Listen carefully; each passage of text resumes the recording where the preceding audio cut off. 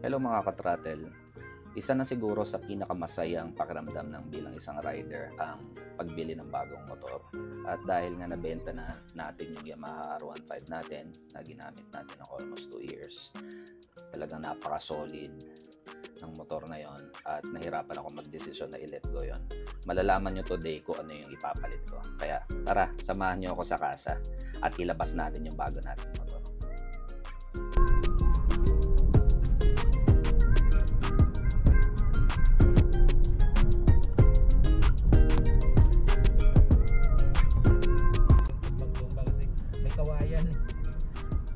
Single lang na motor yun. Oo. Ang tawag yan sa amin ay cutting. Kahit saan doon sa sulok na basta Visayas, Mindanao. Except dito, walang ganyan dito. Galing ng mga driver ng habal. Bihip din ako. Yung ibang babata pa eh. Walang mga lisensya yun. Inaaral agad nila dyan sa motor. Grabe. Mga pasahero, Tapos mga walang helmet. putik-putik pa yan. Hindi rin uubra ang kotse dun eh. Dahil grabe yung rough road eh. Tsaka yung mga motor karamihan doon sa Rossi. Mga lupit, no? Rossi karamihan kasi mura lang. Pero pag ang makina na, matatag ang makina na. Maganda puntahan yung mga Ulo, Solo, Tawi-Tawi, Mindanao. Ang ganda doon sa mga pulo-pulo. Okay ka lang dyan. Kaya kakwentuhan namin si Kuya. Kuya, anong pangalan mo Kuya? Tony. Tony. Yan. Yes. Si Kuya Tony, dati siyang nagpa-vlog din. Nagkukwentuhan kami. Pang content sa next vlog. Ayan. Oo, tinuruan ko siya para kasi first time pa daw niya eh, bago pa lang daw siya. Anong pangalan ng ano nyo? Channel nyo dati? Kuya Tony? Kalasgaw. Alaska. Ayan. Kasi sa ang salita kasi ng Bisaya is Kalasgaw para bang kalog sa Tagalog. Kalog. Ang kalog ba? Anong content nyo na usually? Halo eh. Punta kami ng mga resort, nagka-diving, ganyan. Nagka-diving kami. Tapos yung kasama ko is parang sa Tagalog eh parang kalog eh tawag yan, yung magaslaw siya. So tapos punta kami ng mga sa bundok, ilog, yung mga ganyan. Nature. Nature yan ang hilig ko talaga. Pag ano, Kuya Tony, tuloy mo. Sana. Kasi malalaman ng mga viewers ko yung channel nyo. Hanapin nila. I-ano ko na yun, i-ano ko na yun kasi magbukas ako ng bag. Ano ako ng bag. Kasi Ayan. hindi ko na ma-open yun na malamang sa tagal na baka malimutan ko na talaga. Pag mapalo nyo, Kuya Tony, mag-comment. Ano bang, sige. Okay. Throttle Therapy Doctor. Saan ba yun sa Facebook? Sa YouTube. Mag-comment lang kayo na. Promote na. Ayan sir.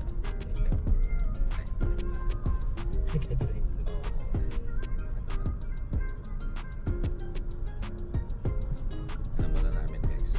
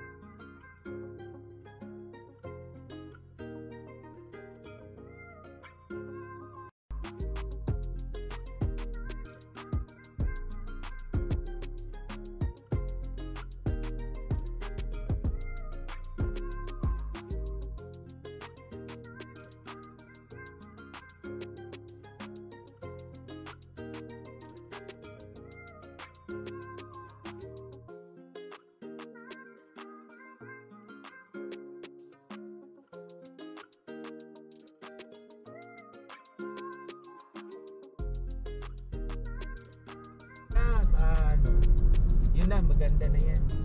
Maganda Linis na. Oo. Maganda pa sana sa amin. Ang ano, hindi. Pangit. Ano ba ang specialty ng Tacloban? Ang specialty doon sa karamihan sa amin ay itong same lang kasi naman kasi sa Cebu. Diba yun? May lechon, minasal, ganyan. Tapos, may tinatawag kami na budbud, yung suman, puron. Ganyan. Sa Bohol naman ay yung bao na mayroong kalamay. Tawagin na doon. Specialty nila. Sa amin, budbud, suman. Area naman yung sinasabi ko sa iyo dito sa may bandang Tacloban, ayun ay mga waray at kanal. Ako, ayun yung mga matatapang. Hindi, huwag kayo maniwala dyan sir, lahat naman tao matatapang eh. Sa pangalan lang yan. Oo. Sa pangalan lang yan. Naalala mo na. Mga waray. Hindi, tandaan natin sir, basta blood Filipino, Matatapang. totoo yan. Dahil ng matatapang. Tayo naman eh, blood Filipino eh. Iisa lang naman tayo natin. Ang tapang naman ng isang tao, gugustuhin mo. Kung gusto mo pasiklabin, ayun naman. Yan, lapit na kami eh.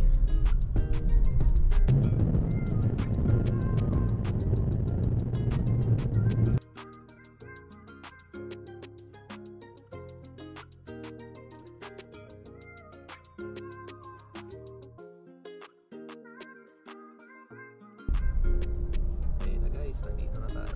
Ah, Okay. ito ba? Tabi na.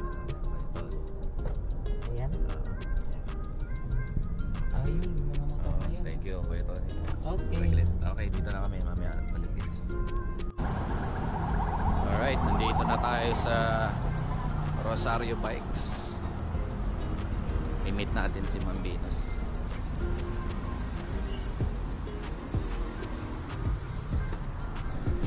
Ayan. Ayun. Ayun na guys. Ma'am Venus po. Ayun.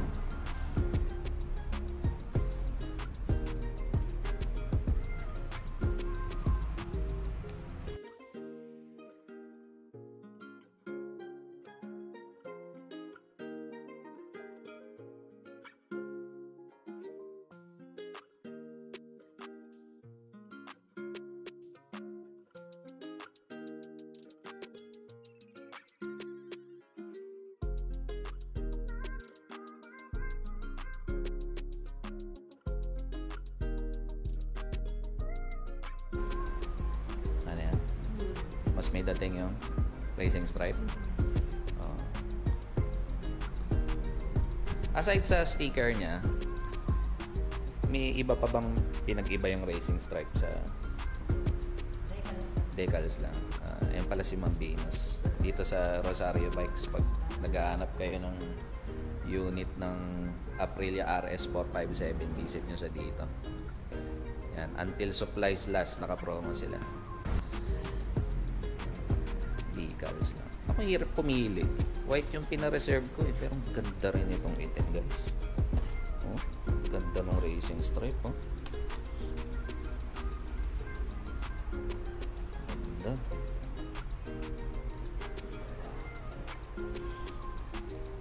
Hirap mag-decision guys. Puti o racing stripe. Ganda pala sa personal nito. Itim, no?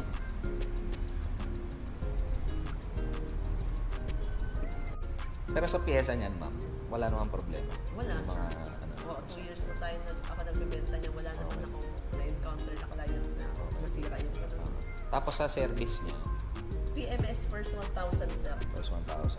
any Aprilia dealership pwede nang dalhin.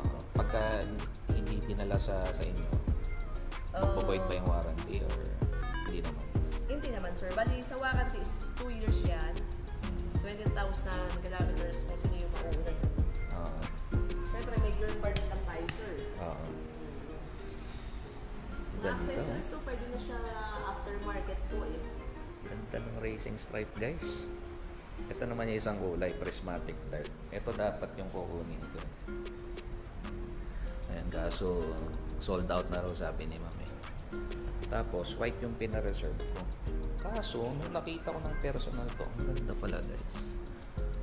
Oh. Iba yung dating eh, no? Ha? Racing stripe? Oh, parehas na.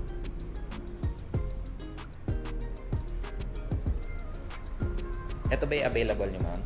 Kung sakali. Ah, yung ano. Okay. Sige, guys. I-decide na ako. Ito na. Pangalan niyo, kuya? Yan, si Kuya Jefferson. Yung mag-activate ng ano natin. Aprilia RS457.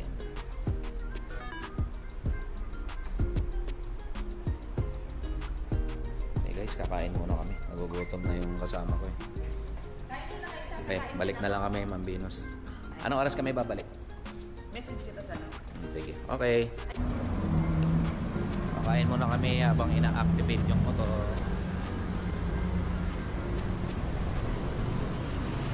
Food trip. Ay, puro fast food pala doon. Oh, layo ng footprints. Okay, mamaya na muna guys. Kakain muna.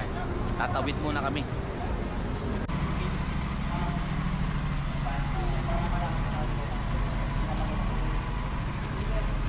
Yan si Kuya. Anong pangalan niya kaya?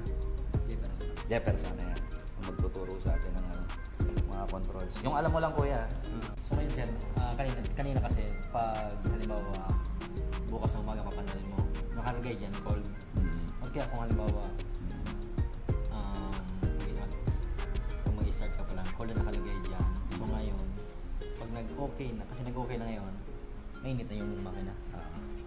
Yan yung Okay. Kaya naka-okay siya. kaya okay siya. Pero pag malamig yung makina, cold nakalagay. Okay. Tapos ito side stand. Okay. Yung mga riding modes, alam mong i-switch yung mga traction control. Ito sir, riding modes. Tatlong riding modes niya. Eco, Rain, Sports. Okay. Tapos dito yung van niya, gasoline. So ngayon, battery. Ang kailangan sir, 12 pataas yung van niya, battery niya. Parang 11, mahina yung battery mo. So 98 siya ngayon. Pag nag-101, halimbawa na-traffic ka, kusang gagana yung fan automatic lang gagana. Tapos pag pag na-release niya yung hangin, babagsak naman siya. Okay. Tapos kaya 999 sa Yung experience. first wheels. Okay.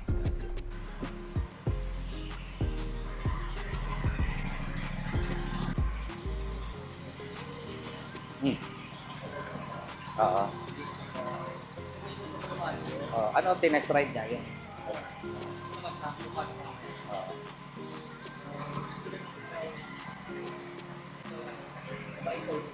Oo. Eh, naka monster siya eh. Oo. Okay.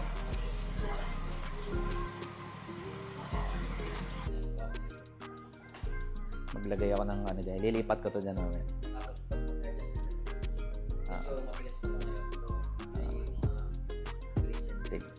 Ano pa eh. Bago pa eh. Okay. Okay, unbox na tayo. Tanggalin na natin to. Saan nyo ba idadaan to? Pag ilalabas? Diyan, dito sa likod. Diyan. Okay, okay. Pwede na? Pwede na ilabas? Pwede na?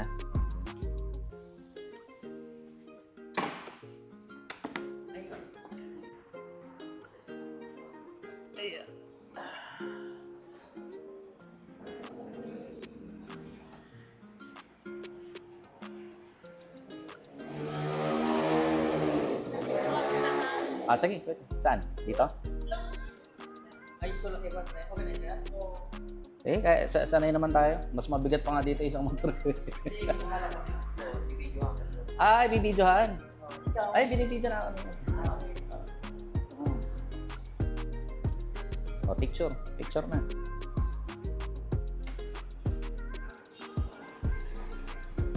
Pa-picture ka. Para souvenir. Iba yung background ng ano eh.